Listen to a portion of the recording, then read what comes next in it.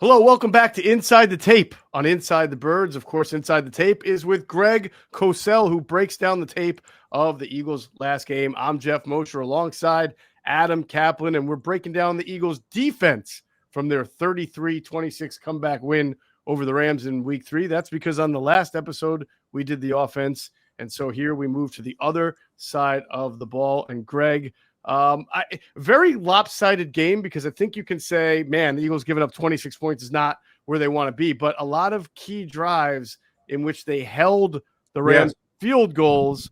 And then later in the second half, you had some big third down and fourth down stops by Jordan Davis. So certainly a lot of positives to go along with some of the negatives that we'll talk about, say, in run defense. Yeah, the run defense was problematic in the first half. Corum and Williams combined for 19 for 109. Their front was handled in the first half. Davis had a great second half on defense, not a great first half. Jalen Carter, for whatever reason, was not really a factor in this game. And again, when I say not a factor, it's not a matter of him making tackles, but he wasn't really a factor in winning. So he was not a big factor in this game, which is odd, but that's what the tape showed. The other thing that really stood out to me in this game was the way they used Jihad Campbell. He had 19 snaps on the ball in this game, the most of any in the first two games. In fact, he had 19 total in the first two games, and he had 19 in this game. So is this a harbinger of things to come? That could be opponent-based. We don't know. But they could not stop the run particularly well in the first half. They were moved off the ball. And that's what normally happens in the run game when you don't stop it, is you get moved off the ball at the first level. Neither back, Corum or Williams, is necessarily the kind of back that's going to break a 50-yarder. Yeah. So they were fortunate in that regard. Maybe if it was a different back, they could have given up, some longer plays, but they were handled in the first half. Which was, you're not used to seeing that. The other thing that we talked about last week, which did show up, is Mitchell predominantly lined up over Adams. Adams is the static receiver in the Rams offense. And there were snaps where he played zero man, where they did not have a safety to that side of the field who was going to help him out in any way. So they are really comfortable with Mitchell as a big time corner right now. And I think his tape warrants that. Two questions off what you were talking about. So with Jordan Davis, was it a technique issue, number one, in the first half? I thought in the first half he had some snaps where he reverted back to what we saw, last year, where he stood up straight. Early in the game, there were a couple where he was really good, and then he started standing up a little bit, and then in the second half he came back and played much, much better.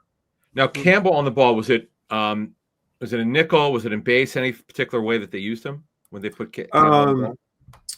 It was mostly a nickel, but there were some in the third quarter as probably an adjustment. After they got beat badly by the run game in the first half, they would put him on the ball and make it a 6-man front in base. They did that maybe 3 or 4 times in the third quarter because they needed to stop the run. That's what was happening in the game.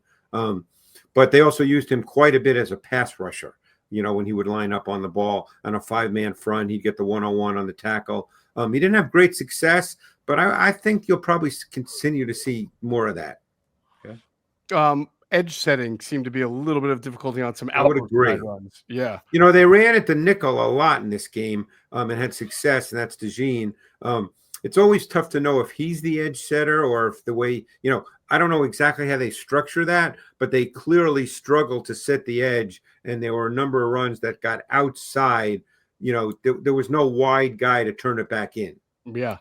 Yeah, noticed that also. And Greg, something we talked about in the pregame show was that the Rams will play a decent amount of 12 personnel, but it feels like they intentionally played way more 11 personnel in this game.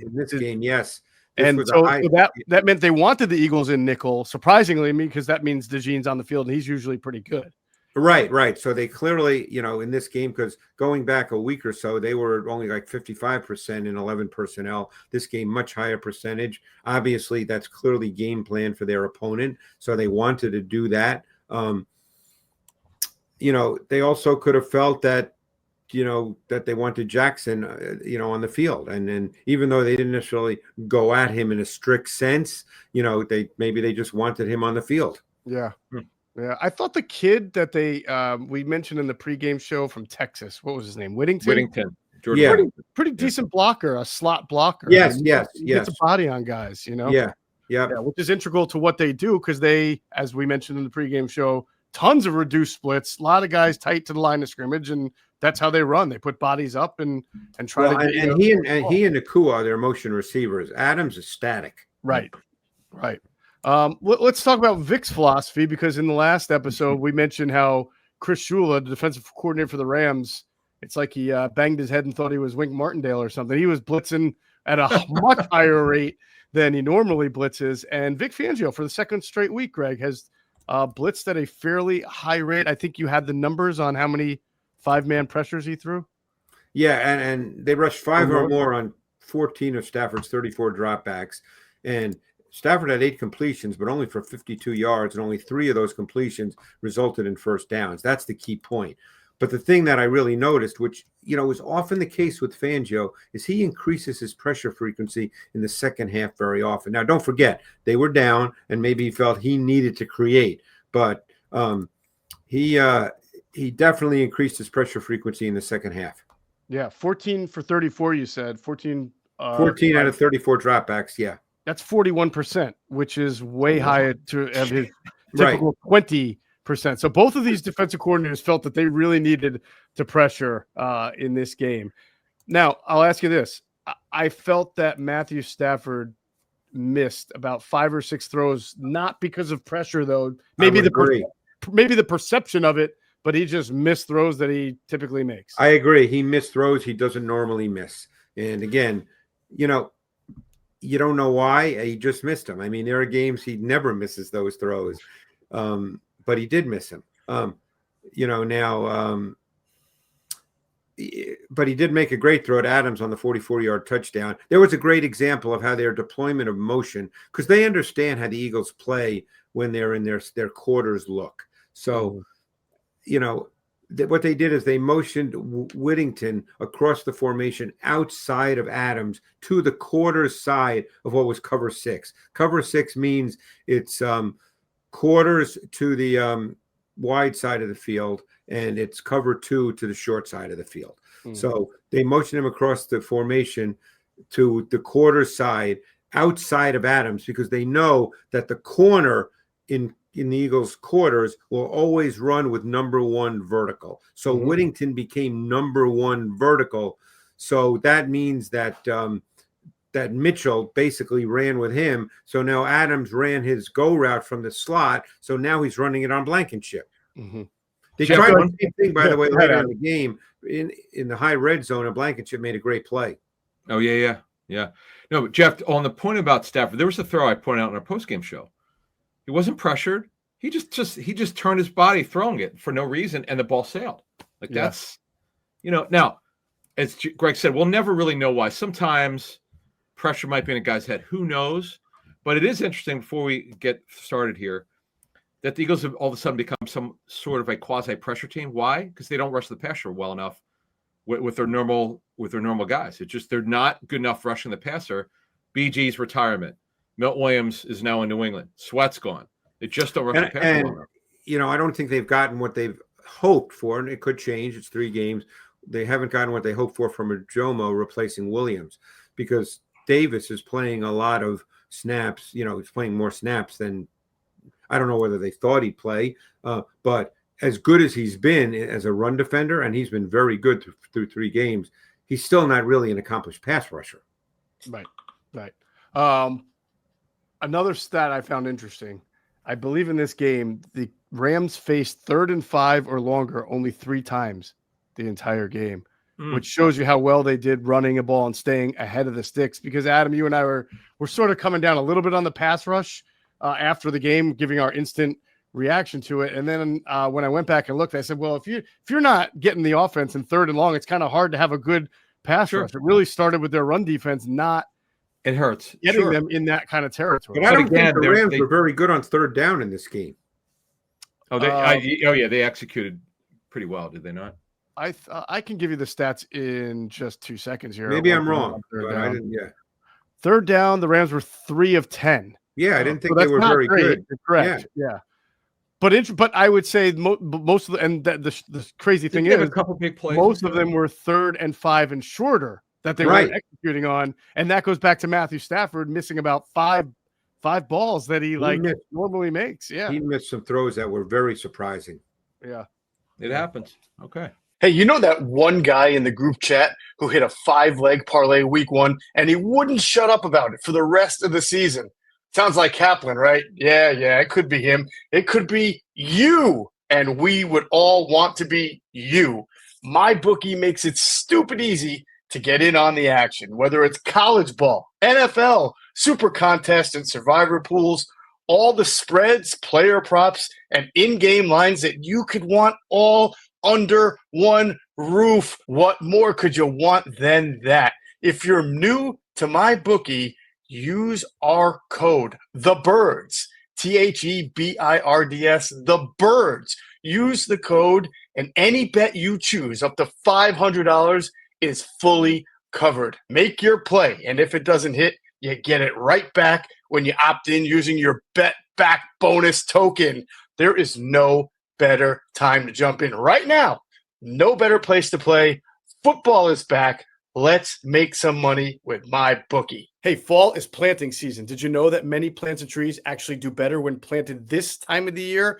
But you got to know where to start, and that's why I love fastgrowingtrees.com. Doesn't matter if you live in the sunny south or if the air's getting a little chilly where you are, the plant experts can help you find the perfect fit for your space. They've got everything your yard needs: fruit trees, privacy trees, shrubs, flowering trees, so much more. And Fast Growing Trees makes it so easy for you to have your dream yard because you can order online and get your plants delivered directly to your door. If you're like me, you're tired of spending way too much money on landscaping. And if you walk into one of those nurseries and you look at all the stuff they have, you have no idea where to begin. That's why you need fastgrowingtrees.com. Doesn't matter about the size of your yard. They got over 6,000 plants to fit any space, and a 14-point quality checklist ensures you will get the best quality plants possible. This fall, they have the best deals for your yard, up to half off on select plants and other deals.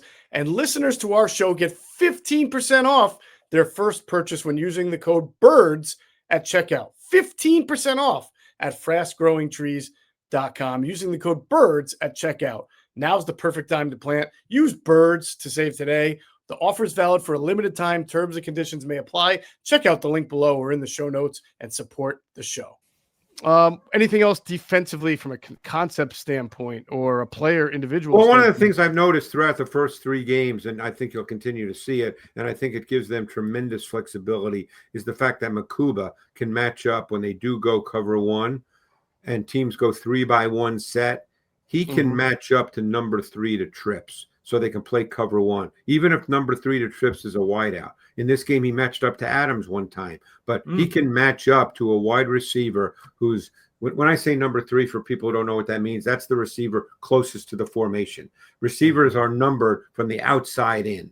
So the most outside is number 1, the next guy's number 2, the guy closest is number 3. So Makuba can match up because he first of all, he has experience playing slot in his college career, but he's also got the ability to do that. So that really gives them tremendous flexibility in their nickel package because they don't really play a lot of dime. Right. All right. I want to highlight something that you were talking about with the Rams motion and how it gave the Eagles. I'm sure they do this to some other teams. I'm waiting to do a piece on it. Ah, nice. Well, here we'll get an early appetite because you're already teasing this on how it gets Reed Blankenship involved in coverage. And so this is the Devontae Adams 44 yard. Yeah, so you'll see Whittington from the top of the screen is going to motion all the way across the formation. And as I said, the Eagles are playing cover 2 to the wide side of the field. So actually this is, I believe, cover 8, not cover 6. So it's cover 8 and not, yeah. So he's going to motion outside of Adams. So look at Mitchell now. He's widening because what happens now is Whittington, based on his release, becomes number 1. And the Eagles in their quarters, which is they're playing to the short side of the field, Mitchell now has Whittington because that's the way the Eagles teach it. The corner and quarters has one vertical. So he's reacting to Whittington, and now Adams is running his route on Blankenship because in quarters, the safety is responsible for two vertical. So now Blankenship's got to play two vertical. They got the matchup they wanted. They got the matchup they wanted. Yeah. And then last episode, we showed how Jalen Hurts threw a ball before his receiver was open. And here's another example. I mean, Matthew's letting it fly right now, trusting that Adante is going to make a play. Great throw. Great ball. I mean, that's just, that's just really good football. I mean, you get the matchup you want, and, it worked. Yeah. I mean, I guess the really impressive thing is that I feel like Reed was, a yard or two. He was there for a little bit, yeah. At the end, but he really could not close. It's not like Devontae Adams runs a 4.3 either, but but he's he's wide receiver again. He pushed off a little bit. Yeah, a little bit. Yeah, but they didn't call it. Although not as bad as AJ Brown on his fake touchdown. Hey, by the way, I remember sitting in your office many years with Jaws, and we would talk about a penalty, and you guys would go, "Oh, it wasn't a penalty because they didn't call it." You're right. It just make me laugh. But I mean, that's just understanding how the Eagles play and getting the matchup. And by the way, things like this happen in every game. Not all the time do they convert. So people probably think, well, why don't they do this every single time, or how could the Eagles let this happen? There's coverages that people understand how teams play coverages. That doesn't mean that every play works against it. Right. I think this is where Adam point about when you play that kind of coverage, you expect to get a better 4-man rush, and Stafford was well protected. If Stafford had to speed up his clock on that throw or at someone in his face, maybe it's not an easy throw, but maybe he doesn't even attempt that throw and he goes somewhere else. Right. 100%. Yeah. Right. Sports are all about competition. Every snap, every possession, every clutch moment matters. That same energy is what 1v1 Me brings to video games. Every single day, you can watch and stake on matchups in Madden, NBA 2K, FC, and Call of Duty Search and Destroy. All the games are streamed live. Every match has refs, and payouts are instant. And these aren't just random online lobbies. These are the best players in the scene, pros, streamers, and rivals. With season playoffs and the championship game on the line, every game matters. Over $100 million has already been paid out on the app, and the community is growing fast. If you're a sports fan, a gamer, or just someone who loves having a little extra on the line, 1v1 Me is where you need to be.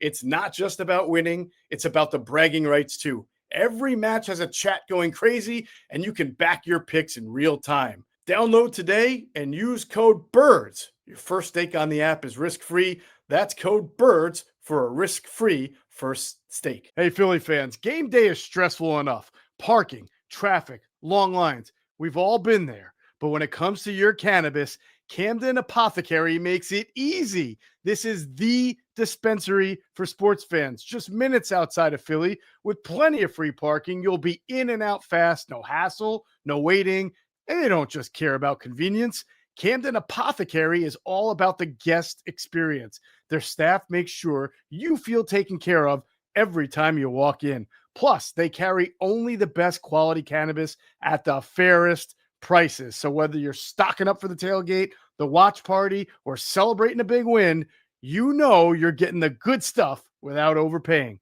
They even show love to the community with specials for fans, students, service members, and healthcare pros. Camden Apothecary, top quality cannabis, great prices, and an experience made for Philly fans 21 and up. But like I said, just to be fair to Blankenship, because I don't want people to think, we're not ripping Blankenship, by the way. But later in the game, in the high red zone, it was off motion again. They got the Adams Blankenship matchup on 3rd and 2 in the high red zone in the middle of the fourth quarter. And I'm not sure if there was a blocked field goal that followed that play. I can't remember. But Adams ran the slot fade, but this time Blankenship made the play. Mm-hmm. All right, we talked about some of the edge setting issues. This was a run by Blake Corum for 10 yards. Yeah, and it's to the side of the nickel, and you can see DeJean right there. Yeah, so I have to ask you, watching the Rams zone runs, do they run like mid zone? Because it doesn't look like the same kind of 49ers outside zone. No, normally, it's funny. over the last couple of years, and I don't know if McVay just made a change based on his sense of defenses or if it was specific to what he believes Kyron Williams' strengths are, but they have moved away from being a predominant zone running team to being much more of a duo type team. So this is, I don't want to say it's an aberration. It's not as if they never run zone, but that is not their foundation as it was when they had Todd Gurley. Right, and for those, duo is when you get double teams, right, from your two double teams right in the middle, your lineman on the defensive tackles. Yeah. It's more of be considered more of a zone concept, whereas gap scheme, where you pull someone, is considered a man concept. Right, but you're right. We mentioned that in the pregame show that the Rams typically run inside. They run a lot like the Eagles, but in this game they seem to be able to run kind of these mid zones and then get to the outside. And here's Corum. I think Corum turns the corner really quickly, maybe even a little bit more. I know you can see that, there's no one there because, DeJean was tight to the formation inside and pretty easily taken care of. It appears to me on this play. I thought Adoree, but go ahead. Yeah. He probably should have been the edge setter, but, because there's no one else there to really set the edge. Plus, they had 5 guys to block 3. Yeah. Right. Like, so you think Adoree should come down sooner here, right? The edge corner? Yeah, but I mean, I don't think he's misaligned, Geoff. So, I mean, basically, he's not going to come down and press 88. I mean, so, No, I know. I just meant like as soon as the ball snapped and that, I don't know. Maybe it looks like he's backpedaling instead of going to it, but that's what corners sometimes do. Yeah, no, I don't view this as his mistake. No. Okay. And you notice Corum's playing more and more and more, where he was a non-factor last year. Yeah, he looks good. Yeah, Cooper really gets caught up in between here. I mean, maybe he should have been. I don't know. Again, maybe it's just a good play call, but it might have been. Yeah, it might have been a case where the right play call against this particular front. Yeah, you have 4 guys basically: the left tackle, the tight end, and 2 reduced receivers blocking a lineman and Cooper to Gene there. 4 on 2, and then 1 lead. Go back and 67. Is that the left guard? 6, That's the kid who filled in. That's Dedich or Dedich? Yeah, Dedich. Yep. He does a nice job here. Is that on Davis? That is Carter. Carter. He does a nice job on Carter. Yeah, he does. It's a good point. Wow. And then that's actually the tough one-on-one block. Because if Carter were to beat him right across his face, that would make it a tougher run. Right, and I think that's the left guard. Is that Uche, the left guard? No, actually, that might be Davis. 90's Davis, right? I can't see the 8 if it's a 0. Yeah, but I thought I saw dreads there, so I thought it was Jalen Carter. Can't tell. Let me run this. Well, that's definitely Uche who couldn't get out of the traffic first, and then he's so far inside that right. Yeah, he's a non-factor. Right. Yeah. Yeah, Corum had some nice runs in this game. Always carries a couple of guys with him before he goes down. Player. Yeah, excellent player. Well, I don't want to say excellent, but he was an excellent college player, and I feel like this offense suits his fits him. It fits pretty him. well. Yeah. He's got a little bit more juice than Kyron Williams. But I mean, they just signed Kyron Williams. I mean, Corum's going to be be the compliment. Yeah, well, after they ran Todd Gurley into the ground, maybe they felt like even when you do give an extension to a guy, you could. It's okay. Well, maybe that's why you're going to see Corum get more snaps because Williams had 316 carries a year ago, and he's not a big man. No, he's had a lot of injuries. Yeah. Right. All right, Greg. This last one. This is just the Stafford overthrow to, I believe it was Nakua on the left side. Oh yeah. And, I mean, I don't know what to say about this. He's always he got hit this. Now the Eagles blitz, but they picked it up so well. I mean, the Rams really gave him all sorts of protection. He threw off his back foot. Yeah, this is normally pitch and catch for Stafford. It's third down too. And that's where it popped into my head because you say it a lot, Greg. It's not always pressure; it's the perception of pressure. He knew he was getting blitzed, and for whatever reason, he just kind of popped it off his. I think this is the throw I was talking about. There's no rhyme or reason to plays like this. He just missed a routine throw. Yeah, this is one where I think he turns his body. This is the one I was talking about. He turns his body for no reason. Yeah. All right. That is a look at the defense for the Eagles here in their 33-26 win. For Greg Cosell, I'm Geoff Mosher alongside Adam Caplan. And of course, we thank you for watching Inside the Tape with Greg Cosell.